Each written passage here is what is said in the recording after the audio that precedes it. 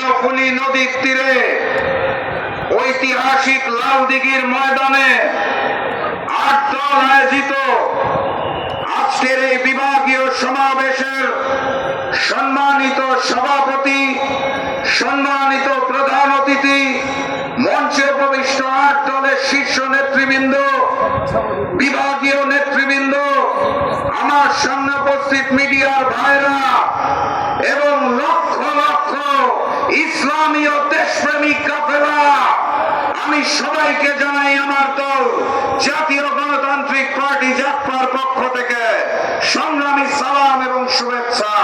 আসসালামু আলাইকুম। এই সেই চট্টগ্রাম, যেই চট্টগ্রামে আল্লামা দেলোয়ার হোসেন সাঈদী বলেছিলেন, বেশি লাফালাফি করো না,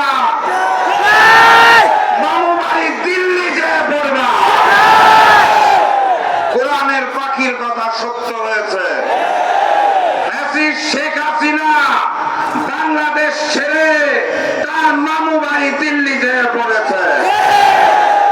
আজকের এই ঐতিহাসিক লালদিঘির ময়দানে আমি আপনাদের সাক্ষ্য রেখে বলে যেতে চাই। কাকে বলতে চাই? ওই নতুন জালেম বিএনপিকে বলতে চাই, বেশি জালেমগিরি করো না। তোমাদের মামু বাড়ি হিন্দুস্তানও নয়, তোমাদের খালা বাড়ি মায়ানমারও নয়, সীমান্তের পাশে তোমাদের মামু বাড়ি নাই, খালা বাড়িও নাই, তোমাদের বঙ্গোপসাগর যেয়ে পড়তে হবে।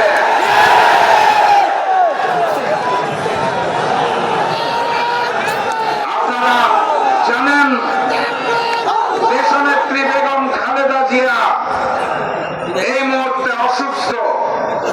উন্নত চিকিৎসার জন্য আগামী পরশুদিন তাকে লন্ডন নিয়ে যাওয়া হচ্ছে।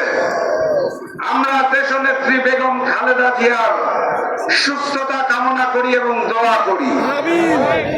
একই সাথে সাথে ভাবতে খুব অবাক লাগে, যেই সন্তান তার মায়ের বিপদে পাশে এসে দাঁড়াতে পারে না, সেই সন্তান দেশের বিপদে কিভাবে পাশে এসে দাঁড়াবে?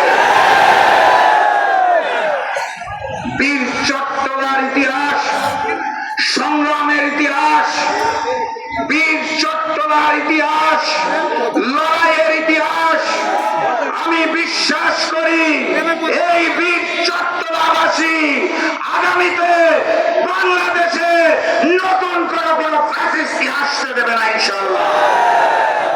সংগ্রামী সাথী এবং বন্ধুগণ, জাতীয় নির্বাচনের আর 64 দিন বাকি আছে। ফেব্রুয়ারি মাসের 8 তারিখ জাতীয় নির্বাচন হবে। সেই 64 দিন পর জাতীয় নির্বাচনে গণভোটে হাকে জয়যুক্ত করতে হবে এবং 8 দলের যেই প্রার্থী আসবে, যেই প্রতীক নিয়ে আসবে, তাকে জয়যুক্ত করতে হবে।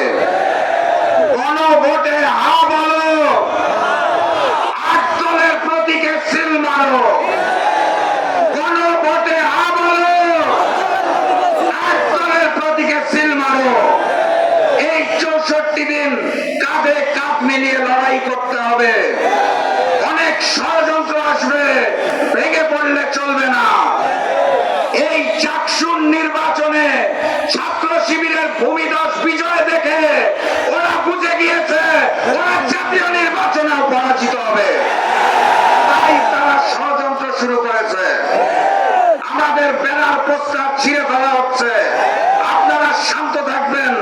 আপনাদের বলতে চাই, ওরা প্রচার করুক হিংসা, বিদ্বেষ আর নিন্দাবাদ। আমরা বলিব সাম্য